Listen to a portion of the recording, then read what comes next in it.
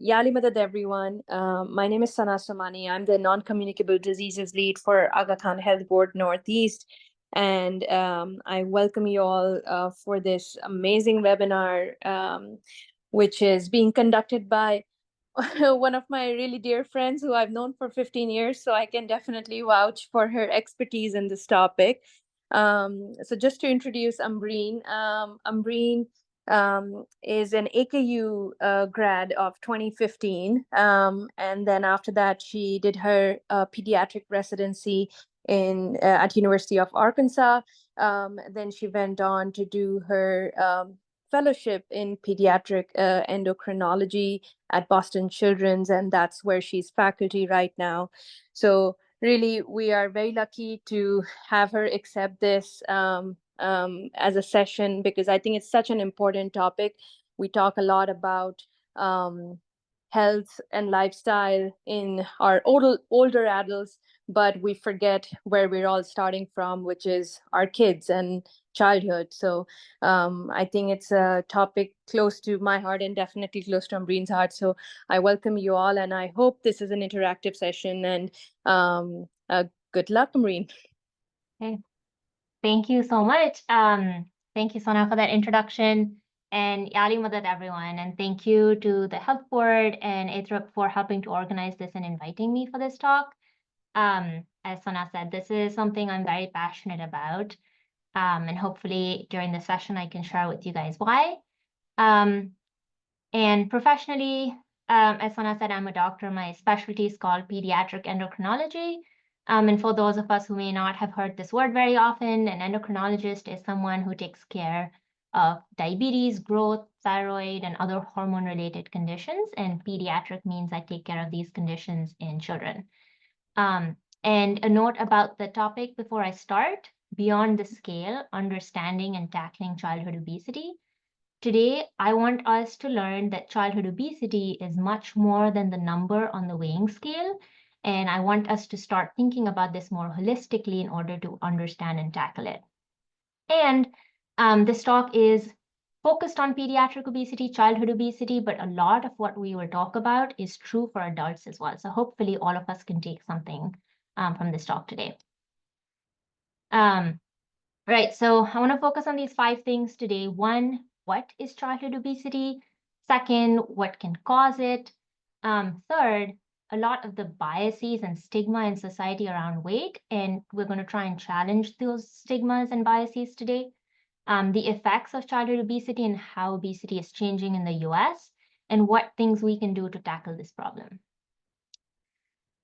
So today's session will be interactive. So I'm going to give everyone a little bit of time to join.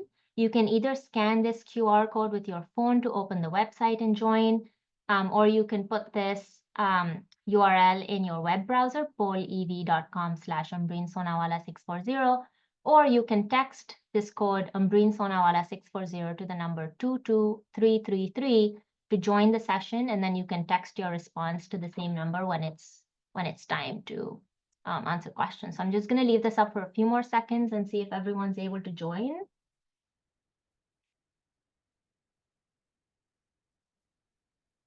And yes, this should be, these instructions should be in the chat as well.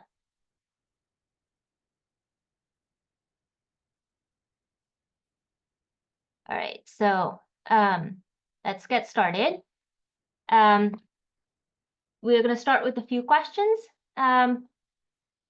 First is, having excess weight in childhood does not cause my child any harm when they're older. True or false?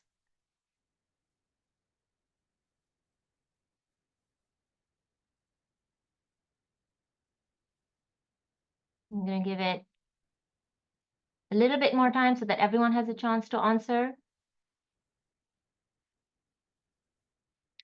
Right, so looks like the majority of people said false, and that is true. And we'll learn about this in today's session. Let's go on to our next question, which is, children cannot get obesity-related health problems like type 2 diabetes or high cholesterol when they're young. True or false?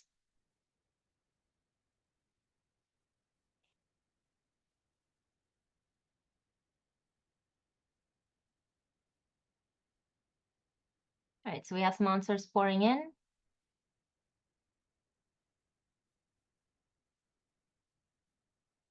And I'll give it a few more seconds.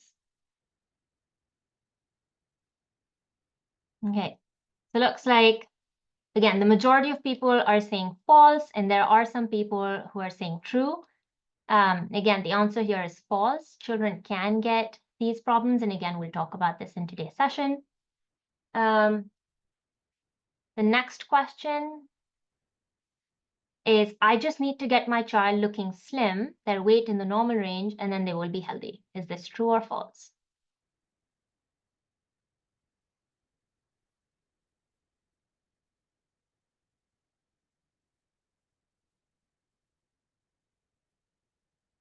Okay, so people are keeping a balance here. Some people answering true and some people false. It looks like the majority are answering false. And again, that answer is correct. And in today's session, we will see how weight is not the only important thing, and just deciding health based on that can be misleading. And then on to our last question, which is, my child's obesity is their fault, true or false?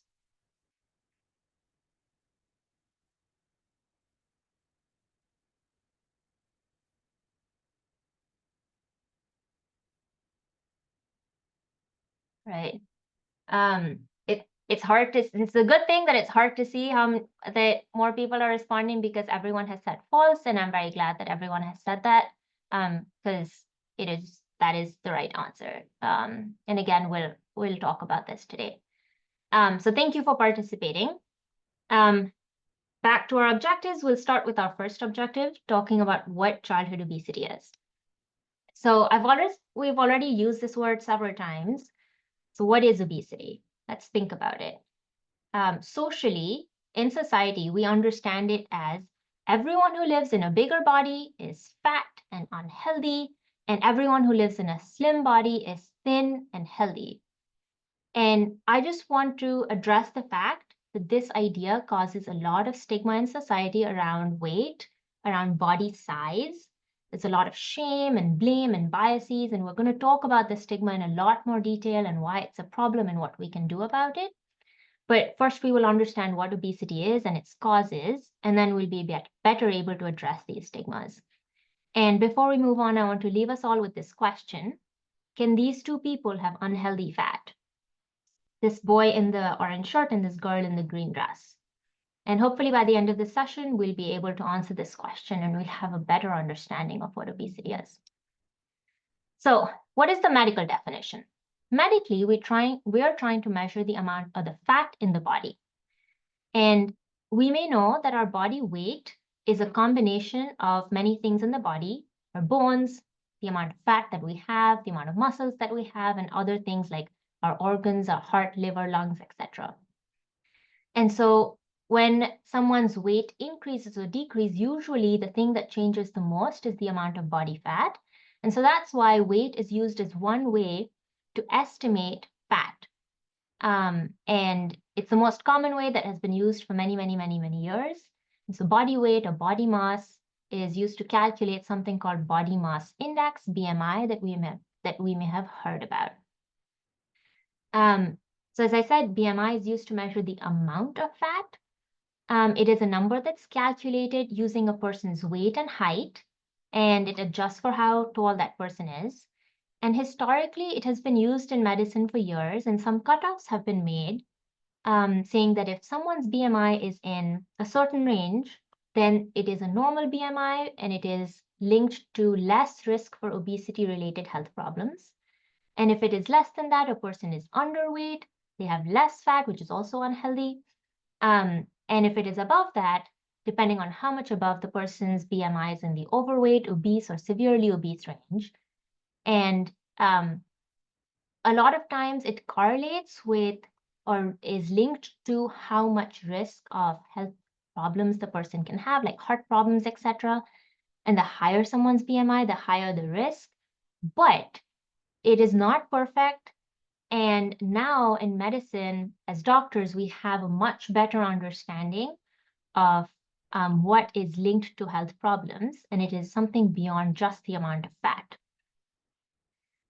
And that is about the type of fat. So very importantly, it's not just the amount, but the type of fat that's important. So not just the body size of someone, but what kind of fat they have.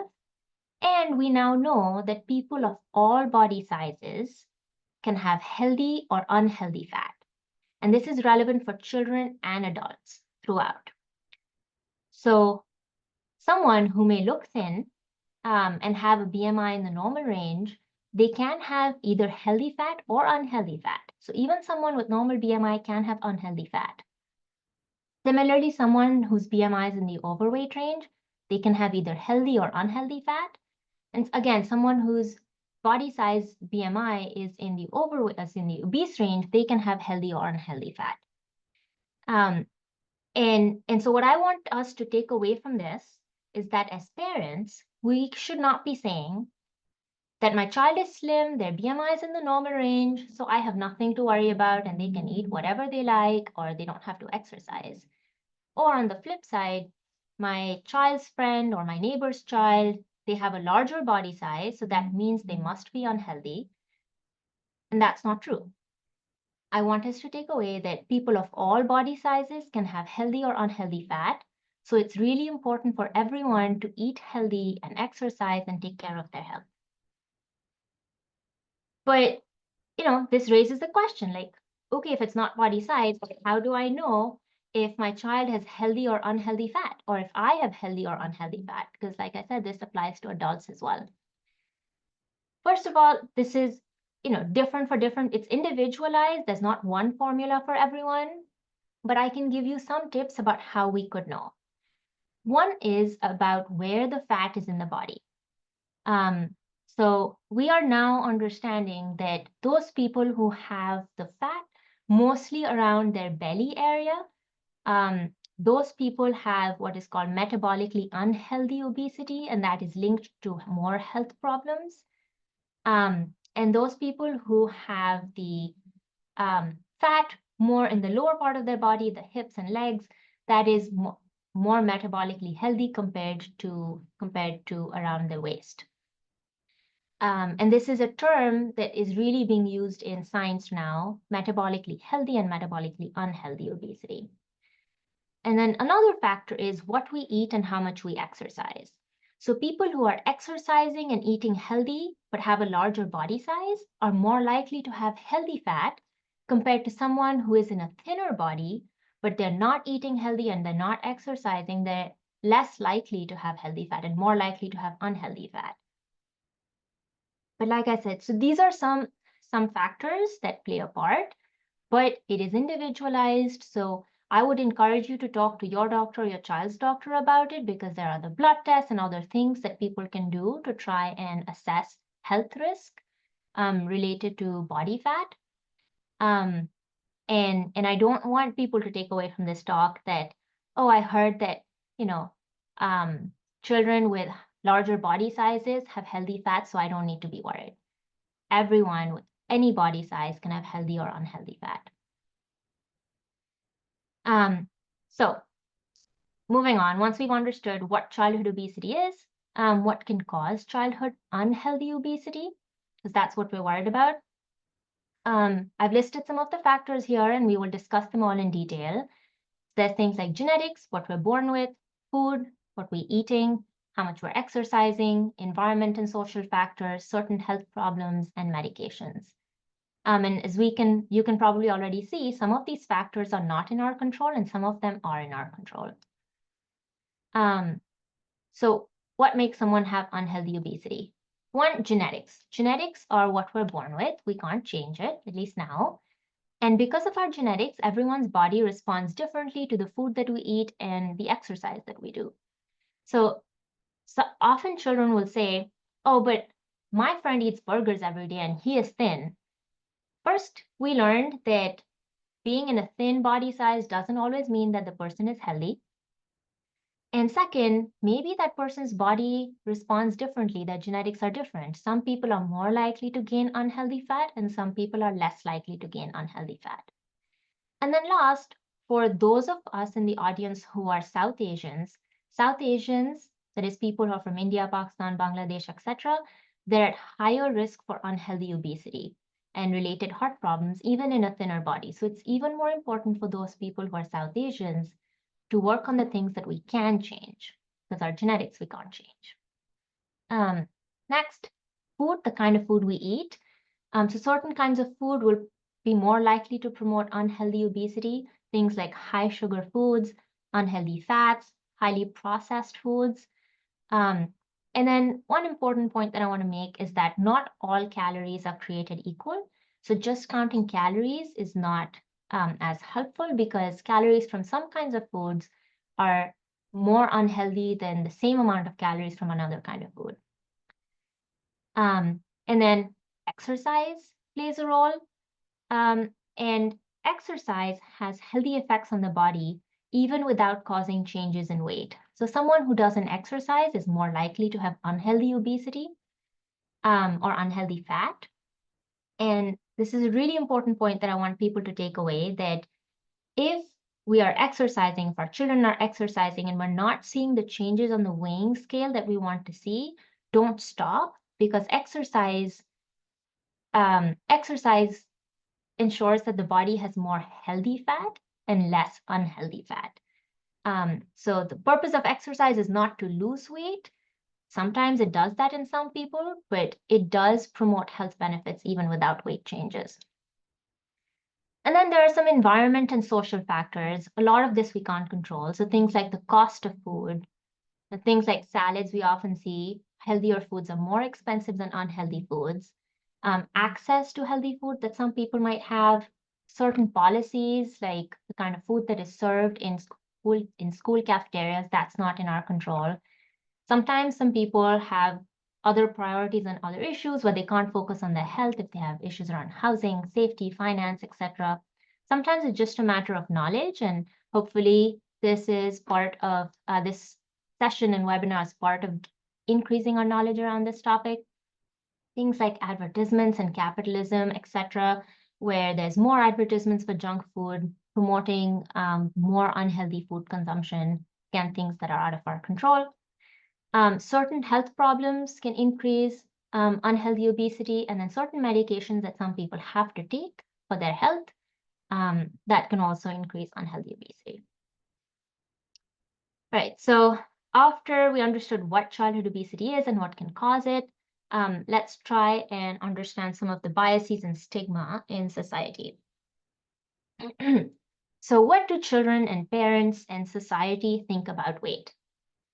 There's a lot of negative emotions associated with it. It causes a lot of stress, causes a lot of shame in both the parents and children, causes a lot of feelings of guilt and blame. Children experience a lot of bullying, even adults experience bullying.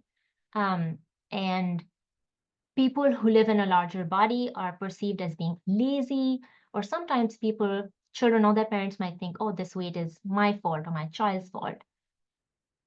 Excuse me. There's also a lot of anger sometimes associated with it, and sometimes denial, because people or parents are trying to protect themselves and their child from all of these feelings of shame and from the stigmas in society. And so then they don't want to talk about weight or obesity related concerns, even with their child's doctor. And I also want to address some myths that I've heard as a doctor who treats obesity related health problems. Like I said, because of how society talks about weight, sometimes parents might think that talking about obesity, a doctor talking about obesity with their patient, is body shaming or fat shaming. And again, so people go to one extreme of saying, we just don't want to talk about it, or you're calling my child fat by saying we need to talk about obesity. But this kind of denial, even if it is with good intentions, can actually end up causing problems if those health problems are ignored. So today I want to try and address these differences so that between social stigmas and health problems, so that we can address these concerns with our child's doctor without feeling like we're body shaming our children, because obviously we don't want to do that. And then there's this question of, oh, children should not diet. Whatever they eat right now is not going to affect them, which is not true. Or this comment that, oh, my child is healthy, it will not affect them when they're older. We know that the food children eat does affect them right now in their childhood, but then also those food habits inform what kind of food habits they develop as older adults, and then it does have effects on their health in both scenarios. And then I want to address things that directly what society says and does to people of all body sizes. And these are comments that we may have heard directed at us or people around us, where people feel comfortable commenting on someone's weight and saying, oh, you lost weight, what happened? Or you gained weight, what happened? Or even saying things like, you're too skinny, your parents don't feed you. So in Hindi or Urdu, this comment might be very familiar for people where it says, "Tu kitni sukri hai, te maa baap teko khana nahi khilate." And these kind of comments, sometimes the people may not have bad intentions, but words we know can really affect other people, and it worsens the stigma in society around weight and all this shame. And as we learned, having a larger body size does not automatically mean that someone is unhealthy. And two, sometimes people's body size is due to factors not in their control, so we shouldn't be shaming them. And so we can all help improve this situation by first understanding these stigmas and then not commenting on other people's body size. And if we hear someone else commenting on it, and if we feel comfortable talking to them about it, then very politely sharing that comments like this can be harmful and encouraging them not to do that. And so the bottom line is there's a lot of social stigma around weight, which affects how children and parents think about weight and the word obesity, and they can be less likely to seek medical care or health care for any health problems, which is obviously not good. All right, so you must be thinking, so that is a lot. What do I take away from this? One, don't be afraid to talk to your child's doctor about your BMI, about a doctor about your BMI or your child's BMI and healthy lifestyle. We can all work together to reduce stigma around weight in society.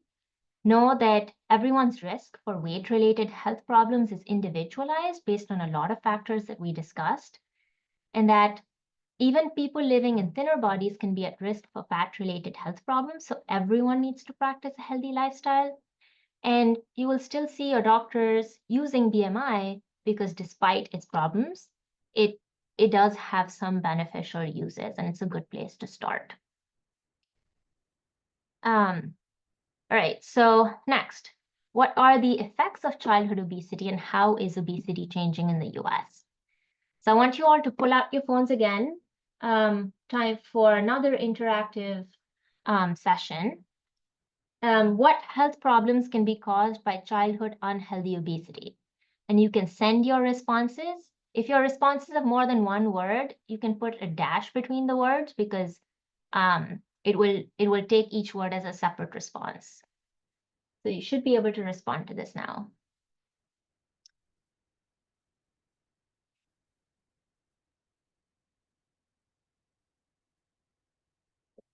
And for those of you who lost their web browser, the QR code is on top on this screen. All right, so we have heart disease, we have cholesterol, we have diabetes. Great. I'm excited to know that people already know these things. Cancer, excellent. Yes, cancer has been linked to unhealthy obesity.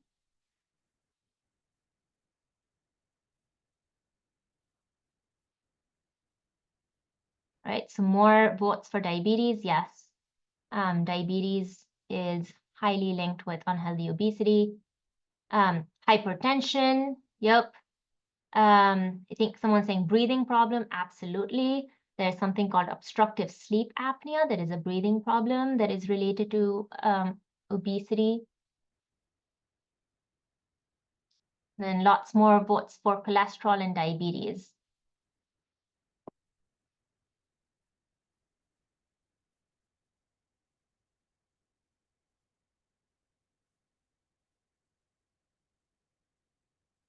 All right, I'm gonna give it a few more seconds. Seems there's more answers coming in. Hypothyroidism, that's interesting. Not sure that that hypothyroidism is caused by obesity, but hypothyroidism can cause some weight gain. So I wonder if that's what people are thinking. I see liver, so yes, liver disease. All right, so this is excellent. You guys already know all these answers, which is very, very good to see. And I'm going to move on to the next slide. Thank you for participating. So these are all the things that people have already listed. Type 2 diabetes, high blood pressure, liver problems, high cholesterol, all of these things can happen in childhood as well as adulthood if children have unhealthy obesity. And some of these concerns, if someone has childhood unhealthy obesity, that can cause changes in their body that last, so that even if later on in adulthood they decrease that amount of unhealthy fat, some of those effects can still remain. And so again, really important to start healthy habits or healthy changes from a young age. So I want us to just spend a little bit of time looking at how the rates of obesity in the US are changing over the past few decades. And the message on this slide is that trends are increasing, obesity is increasing, and health problems related to obesity are also increasing. So the top graph is for adults. And then in the bottom graph is in children, and we can see that there's been this huge increase in obesity over the years. And this is based on BMI, which we learned is not perfect, but on a population level, it does relate to unhealthy obesity rates. And now we can see that almost 20% of children, 1 in 5 children, have obesity, which is huge, and that's alarming because of all the health problems that these children will experience.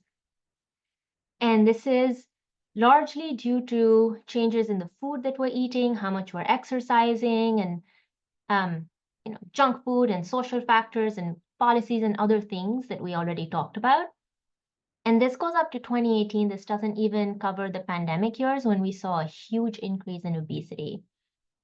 And it's not just that we're seeing more obesity, we're seeing more negative health effects of obesity already, more alarming health problems in children. So for example, we discussed that type 2 diabetes in children is one effect of obesity. And this graph shows that over just a few years, there's already been so much increase in the number of children with type 2 diabetes that we're seeing. So there are more children being diagnosed with type 2 diabetes every year. And type 2 diabetes in children is a more aggressive disease than in adults, which means that if someone is diagnosed with type 2 diabetes as a child, they have more diabetes-related health problems than adults, and they can get more complications as a result.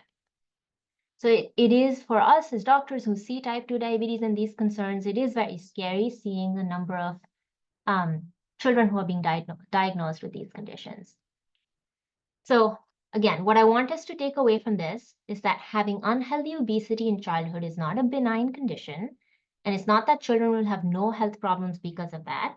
Children can have health problems in childhood or later as adults related to the unhealthy obesity in their childhood. So now that we know what the effects are, what changes can we make to tackle this problem? And as we again discussed, some of the things are not in our control, but some of the things that are in our control, we can discuss those. So one is exercise.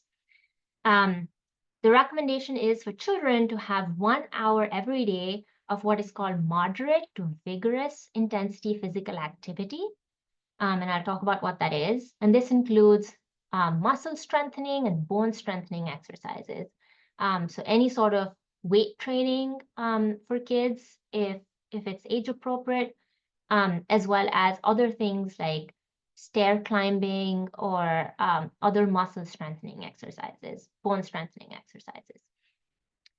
So sometimes parents come up to us and say, my child is already walking between classes in school and they're standing around all day, so they exercise. And my response to that usually is that that's great because we want people to be standing and walking more than sitting, but that doesn't actually count as that exercise. So exercise should increase the heart rate. It should be a workout and it should be sustained. So 10, 20, 30 minutes at a stretch in order to really get that benefit to the heart and the body. So another thing that people say is, my child doesn't really want to use the treadmill or the bike that I have at home. And that's fair. Sometimes it's just really boring to be running on a treadmill or just be biking on a stationary bike for children. So they can pick anything that they enjoy. Dancing can be really good. It's great aerobic exercise. Any sort of sports, basketball, soccer, swimming, anything, especially if that has competitions that kids really enjoy competition. A lot of kids do, not everyone. Um, and so having something that's competitive can get them really interested and excited in it, especially if there's something that they have friends or cousins or somebody that they know also doing, that can encourage and motivate them to do that. So finding a friend or a buddy to do these activities with, anything that they can do outside. So biking outside, if you have a dog, then running with the dog, or running or walking by themselves, or just simply running around with friends, which is something kids do less nowadays, but that is just as helpful if they're able to. And then talking about nutrition, and I will just caveat this by saying that this in and of itself can be an entire session or several hours of a conversation, but I'm going to try and hit the high points today. So some of the basic or important things that we need to think about is sugar, especially pure sugar, like just added sugar, is harmful for our health. So as much as we can reduce that, that's going to help our health. So less sugary drinks. So sodas, juices, frappuccinos, anything that has all this excess sugar is harmful for us. There used to be this understanding that juice is healthy because it comes from fruits. And so sometimes some parents tell us that, oh, I give my kid a juice box every day to take to school. And that's actually not healthy because juice is just pure sugar. It's just sugar from the fruit. And so once in a while, which means once in a few weeks or something like that, it's okay to have sodas and juice because sometimes we all want these things, but not on a regular basis. Or even things like chocolate milk, again, that has added sugar. So trying to give kids drinks that don't have added sugars. Water is the best, but anything that doesn't have added sugar. Eating more fresh foods, fresh fruits, fresh vegetables, and less processed or packaged foods, because processed and packaged foods are more likely to have added sugar and other harmful ingredients. And then there used to be this understanding that if people remember the old food pyramid, the bottom was the biggest that had grains and cereals and rice. And there was this understanding that we needed 50% of our meal to be carbohydrates. But now we understand that we don't need that much carbohydrate. And sometimes that much carbohydrate can be harmful for us. So things like pastas, white rice, we should reduce as much as possible, white rice especially. And then saturated fat, we should try and reduce. So saturated fat are things like butter, ghee. So if we're looking at food nutrition labels, we should try and look for how much added sugar that is and take things with less added sugar or no added sugar. We should look for how much saturated fat there is, and ideally there should be no saturated fat, but try and take things with less saturated fat. Another thing to think about is portion size control. If we compare what the portion sizes are in the US compared to other countries, we can see that in our country, people tend to have larger portion sizes, and that tends to increase the amount of unhealthy obesity. And so just thinking about how much food we're eating or a child is eating is really important. And then children, if they're hungry, yes, they should have snacks and food, but sometimes kids will snack when they're bored or they're watching TV or they don't want to do anything else. And there's this very, very common phenomena called boredom snacking. And we should try and reduce that and encourage our children to be mindful. Especially if people eat in front of the TV, it's very easy to overeat, eat larger portion sizes and eat more than we might want to do. And then I want to just emphasize that healthy nutrition is teamwork because it cannot be done by one person alone. And there's this idea of food safe homes. So anyone, adult, child, whoever, if there is junk food at home. So if there's sodas, juices, cookies, chocolates, etc. at home, then we're all more likely to eat that food when we're bored or walking around the house or hungry and looking for a snack. And so food-safe homes mean that don't bring unhealthy food into the house or limit it as much as possible and keep healthy food so that if your child is hungry and they want to snack, they have some healthy options. And then moderation is key. So some questions again that parents bring to us. One is, my child is very picky. He doesn't like anything other than nuggets and fries and doesn't like the food that I cook. What do I do? So one thing is, be persistent about introducing new foods. And what that means is, kids may not like a new food the first time that they eat it or the second time that they eat it. They don't like it the first time, wait a few weeks, try again, wait a few weeks, try again. And often kids will like it by the fourth, fifth, or sixth time that they try it. So being persistent is helpful. And then going from 0 to 100 in one step is usually not possible. And so think about small steps and small changes that we can make. So look for ways to make what they like in healthier ways. So if they like nuggets, instead of deep frying them, use an air fryer or bake them. If they like something that is sugary, just make it with half the amount of sugar, reduce the sugar, or substitute white flour with either whole grain flour or coconut flour. Use unsaturated fat, so using oils instead of butter in a recipe. All of this will, in small ways, make our food a little bit healthier.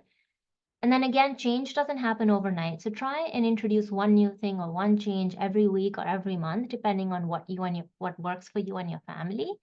And the key is small changes that we make can lead to big impacts. Another thing people say is, but my child is hungry at home, they want snacks. And that's fine.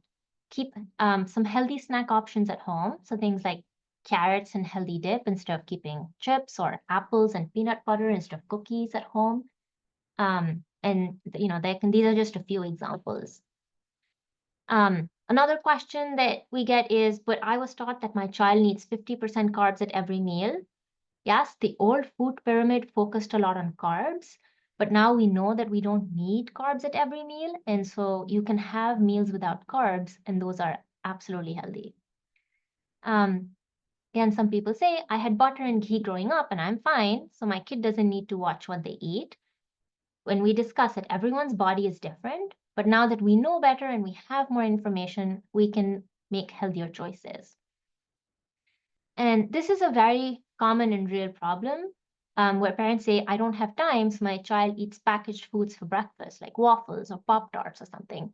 And it is a real challenge. And like I said, there are things that are not in our control. But if possible, parents can, on the weekend or when they have time, try doing meal prep or batch cooking for healthy breakfasts. And you can find a lot of great recipes online. There are things like egg muffins. I personally recently made coconut flour banana muffins without any sugar, and they were great, I thought. So there are things that can be made that can stay in the fridge or outside that our children can eat when we don't have time. And then my child likes cookies and cakes, and they're tasty, and I can't do anything about it. And the thing here is, again, moderation is key. We all enjoy some of these high sugar, unhealthy foods. And I understand that kids also want to have these, and we shouldn't be saying you will never have them, because it's very hard or nearly impossible for children to follow that. So as parents and supporters of children, the important thing to keep in mind is moderation. Have these things, have sugar, have all of these things, but in moderation, and try and gradually increase the amount of healthy food that we eat so that over time, the effects of the unhealthy food are less. So, take home points. People of all body sizes can have healthy and unhealthy fat. It is important for everyone to practice a healthy lifestyle, to eat healthy and exercise. We all can work together to reduce the stigma around weight in society. Don't be afraid to talk to your child's doctor about your child's health and weight. Childhood unhealthy obesity can cause a lot of health problems like we discussed, both in childhood and in adulthood. And we can make small changes every day in what we and our children eat and how much we exercise to work towards healthier bodies. So thank you so much for your attention. The Arkan Health Board website has a ton of health information, mental health resources, and access to hundreds of healthy recipes. Here's the QR code, so do check the website out for this information. And I am happy to take questions from people. Yeah, I have a question. This is Ali from Washington, D.C. Yes. You talked about the unhealthy metabolic fat. Mm-hmm. So what's the measure of that in our blood reports? Is it the triglycerides or the LDLs? What is the measure for that? Really good question. And there isn't one single measure. Mm-hmm. So like I said, there is a combination of a lot of different things. Your doctor can check, or your child's doctor can check triglycerides, LDL, a measure called hemoglobin A1C that checks for diabetes, can check for blood pressure. And then some of the other things I shared, that sometimes there's not a test for it, but we can see where the obesity is in the body. And as I said, I don't remember if I clearly mentioned this, but there's this measure called waist-hip ratio that they can measure a person's waist circumference.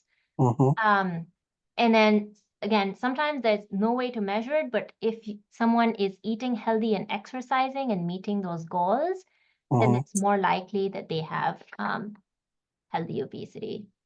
But yeah, there isn't really, really good question. It's a combination of a lot of different things. So related question is, if your child's, the child's numbers are out of range in terms of the cholesterol or triglycerides or A1C, obviously you cannot put them on statins or something like that. What do you do? I mean, good question. And I would actually say we can use statins in children. And we do in those people who have cholesterol levels that are in a risk range. We try and use a combination of medication, so statins, and there are some other medications that can be used as well.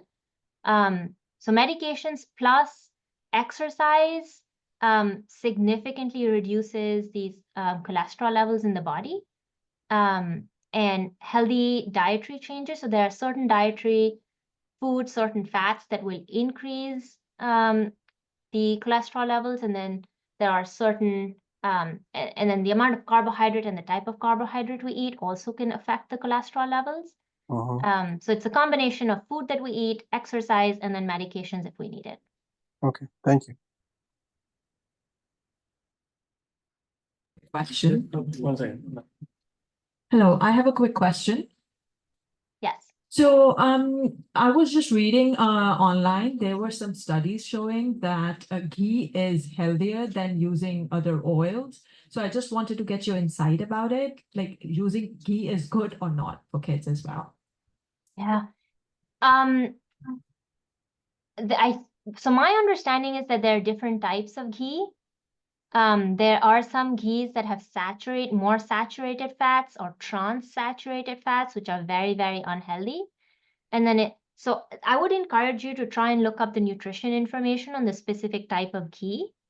If something has less of the unhealthy fats, which are saturated fats, trans-saturated fats, and more of the healthier fats, which are the unsaturated fats, that might be healthier. But because there's so many different types of ghee, I don't think it's I'm not able to give like one answer as to whether, and then there are different types of oils, and each oil also has different nutrition content. So yeah, I would encourage you to look up the nutrition content of the ghee or oil itself. Thank you. And if it's homemade, what do you think? I don't know the fat content of fat makeup of homemade ghee, but I can certainly try looking into it, and then you can send your information to the Arkan Health Board so that I know who to to send this information back to. I can try looking it up. I don't know if I'll be able to find it, but that's a really good question. Sure, thank you. And Dr. Sonawalla, I'd just like to chime in here. So I think this is an excellent question about ghee and saturated fats. We have an excellent program in our Khan Health Board, which is for adults, which is for the 10 top tips. And that actually really, truly addresses these questions about what oils are better to be consumed, keeping in touch with the recent data on avocado oil and ghee and everything. So I would really encourage that you attend those 10 top tip session. Every local health board coordinator is involved in that. And of course, when it gets announced, we will definitely market the event. Yeah, thanks for adding that. Yeah, Madad, I have a question. So, we are working parents and we try to feed healthy to our kids, but when it comes to breakfast, we do end up using like eggs, but my kids eat it with bread or bagel. What's your take on it? It's very hard, it's very hard to negotiate with them. So we agreed on eating bread with eggs or bagel with eggs. Is it okay, or do you have any alternatives? Yeah. First of all, I congratulate you on trying to have that conversation about healthy food with your children. And I completely agree that it is a huge challenge because it's time as well as what kids want. And I think the message that I have is if you try to take some small changes where you've either replaced what if someone was having Pop-Tarts for breakfast and now they're having bread and eggs, that's a step in a healthier direction. If children are then open to switching the white bread slice to whole wheat bread, that would be another step in the right direction. But sometimes there's, as a family, look to see what changes you can make. And whatever changes you make, I would say congratulate yourself on those changes. And we can never, we can't be perfect. So I would say try and find the things that you can change. And if there's some things you're not able to change, then sort of leave that fight for another time. I hope that answers your question. Yes, thank you so much. I had a question about use of gluten-free diet. So there has been some connection between some connective tissue diseases as well as inflammation induced by gluten, in addition to GI issues. There's also a tremendous increase in eczema in kids. I know there's not been any substantial evidence-based study that has any connection showing gluten causing these conditions. But what is your take on gluten-free diet? I mean, rather than having whole wheat, what about gluten-free bread or, roti that's made of chickpea flour or almond flour? What's your take on that? Yeah, excellent question. It's going slightly away from the obesity topic, but I will address it because this comes up a lot about nutrition itself. My caveat is I'm not a nutritionist, and so my advice comes from my practical experience as well as my studies. As you pointed out, research so far hasn't shown a connection. And so it's really hard for us to tell parents that, oh, you should follow a gluten-free diet or you shouldn't, because sounds like you might already have thought about it or tried it. Following a gluten-free diet is really hard. And it comes with its own challenges and limitations. And so if it is something that you feel works for you, works for your child, works for your family, you want to try it, I don't think there's any harm in it. But if it starts to get to the point where it is restricting what your children are eating, they're not happy, or they're having, so resorting to more unhealthy foods, then perhaps it might be time to have a conversation and say, okay, maybe we need a balance. I need to rethink this. It's generally really hard to give recommendations if there's no evidence, because it's possible that I might say, oh, follow a gluten-free diet. And then, years later, we find that there really isn't a connection. And then you're like, well, I went through all that stress for nothing. So there isn't one answer to this, but if you want to try it, there isn't harm in it. Thank you. Actually, another question in connection to that. In terms of propensity for obesity, or healthy intake, which one is preferred, gluten-free or whole wheat? So if I understand your question correctly, between choosing gluten-free and whole wheat bread, which one has more effect on weight? Which one is healthier? Which one is healthier? Healthier carb, or would lead to less obesity? Oh, okay. So yeah, which one has less effect? So there are different gluten-free flours as well. And again, they all have different nutritional values. So again, not possible to give one answer for this because they're all different. What I would say is try, if you're looking at different flours from an obesity perspective, try and look for something that is low glycemic index.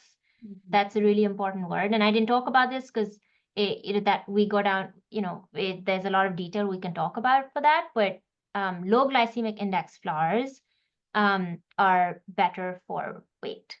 Can you name few low glycemic? So from my limited understanding, because I said I'm not a nutritionist, coconut flour is lower glycemic index than white flour. But again, I can look this up and I can try and send across the information. Thank you so much. Thank you. Ambreen, we have some questions in the chat as well. So the first one is, what's your take on daily protein powder for teenagers? So there are a lot of reasons that I know that children take protein powders, teenagers take protein powders.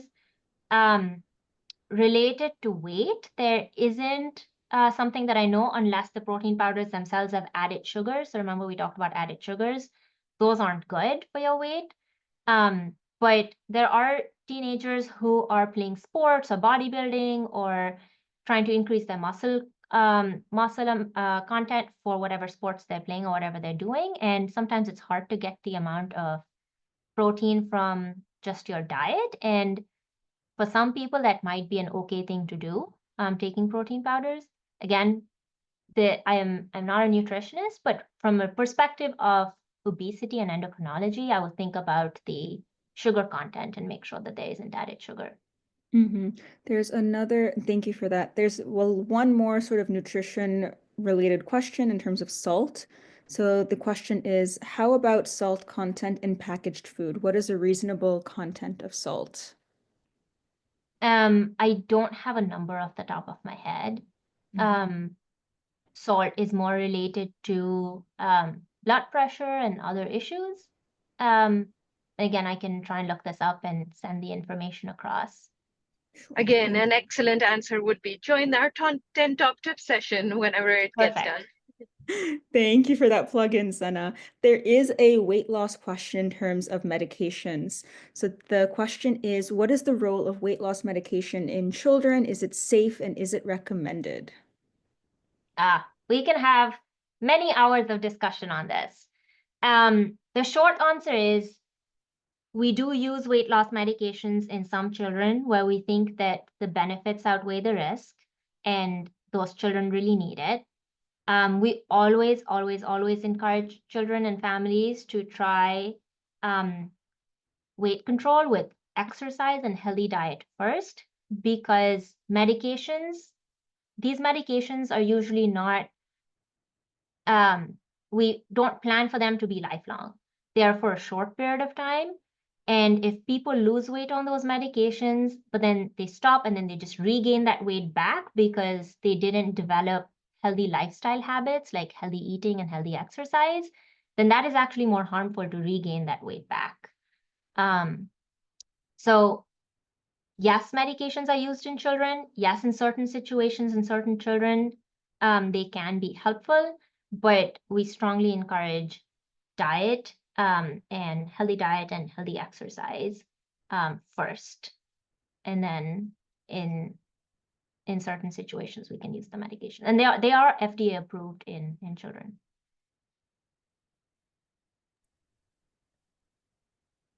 Thank you so much. Does anyone else have any other questions, virtually or in the live stream?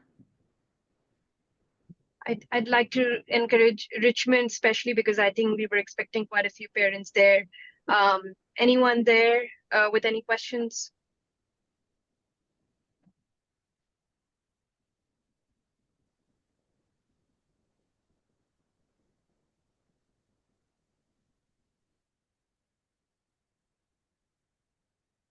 I have a question. I'm from Edison Jamatkana. You talked about carbohydrates. We have new information that we don't need a lot of carbohydrates. So, what are the other alternatives and choices we can make? Yeah. So proteins, fiber, so fruits, vegetables, having those as a large part of our meal, having protein, so fish, chicken, meat, if that is something that we want to eat, because I know that there are food preferences where people don't want to eat meat, and then healthy fats. Oh, thank you. Another question is like we were talking about age group 5 and under for this obesity. Sorry, we were talking about what? Children under 5, right? Obesity in the children under 5. If we are talking about that, in that age, kids like chocolates a lot. We try to keep them away, but it's really hard to keep them away. So what are how we can control, and what is the level that it is okay to give them? Yeah, and again, there are some times when parents just have to weigh what is right for their family at that time, where if the kid is, sick or really upset or whatever, and you're like, okay, this is a treat, I will use it once in a while. It's not that the person is a bad parent for giving that. But I think, as we discussed, that some of these habits can develop over time. And so gradually trying to encourage the child to eat, say, maybe carrots when they want a snack, and introducing it to them repeatedly, and they might start liking it. Or sometimes kids will really enjoy eating some whole grain crackers or something like that, even though that's processed food compared to, say, cookies or some sweets, that is a little bit healthier. So even small changes that we can make, because when we introduce kids to all of these different foods and regularly keep exposing them to these different foods, they will start to pick up some things that they like. Okay, thank you.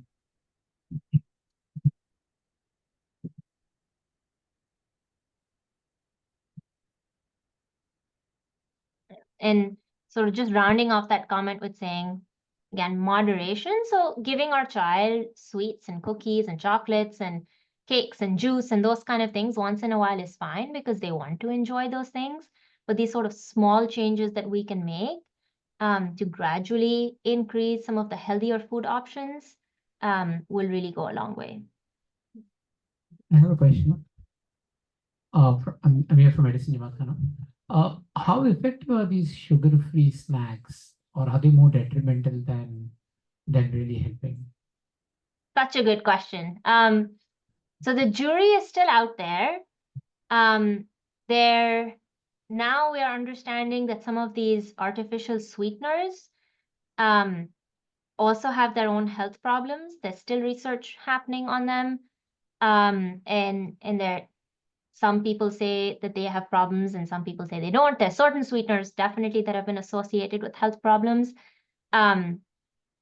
This is my own personal opinion, is that if we do eat sugary food, sometimes it might actually be better just to take real sugar and not artificial sweeteners, and then just have less sugary foods, but when we have them with real sugar. But that's my personal opinion. Thank you. Yamla, Richmond has two parents have questions.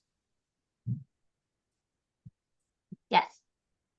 How do we implement a healthy eating in Jamaica, like with REC or like programs with our like older members, senior programs? Yeah, excellent question. And the health board has, I believe it should be at this website with this QR code. The health board has, and then Sana, correct me if this information is elsewhere. There is a list of recommended foods for REC activities and other sessions. That's And correct. then lots There's of a healthy snack meal. recipes. Yeah, there's a snack meal that has been provided by ITRA to the REC principals, but of course every REC is different, and the principals try their best to accommodate that, but it might take a bit while. But because this was more recently launched by ITRA to just encourage healthy eating amongst our kids. We have one more question. Yes. So what do we need to do with bread, especially bread in our culture in Afghani people? We cannot stay without a bread for any food. I'm really sorry. For some reason, I wasn't able to understand the question clearly. Would you mind repeating? Yeah, so her question is like, we are from Afghanistan, so Afghan people usually eat their meal like with every meal they eat bread. So how to avoid the bread? She's asking. Like we eat stew like most of the time. So you guys also eat stew, you know, like the salad or korma, as we said. So Yeah. we use too much bread with that. So how to avoid the bread? Yeah. And this is a thing that in sort of Central Asia and South Asia, this is cultural and very common. Again, like roti, rice, and different forms of bread are very central to every meal. And what I would say is two things. One, portion control. So maybe saying, I will have one, depending on how large it is, but like one chapati or one piece of bread as opposed to my usual 2 pieces of bread. And sometimes when we want it and we're craving it, we're celebrating something, sure. But when we're in some days we can say, all right, we're going to have portion control. We're going to have less of this, but we're still going to have it because we want it. And then perhaps if families feel comfortable trying some foods or some food combinations without the rice, without the bread, and then alternating it with some foods with the rice and bread. But I think I would definitely say portion control we can do almost every time. So have less of the rice, less of the bread, less of the chapati. Yes. Yeah, finish right.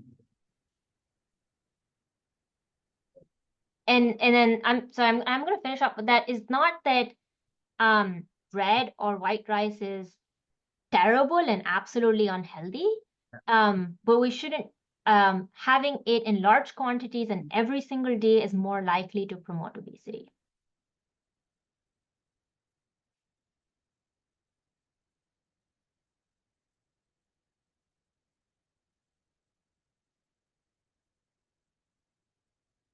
These are all excellent questions. Thank you, everyone. Any more?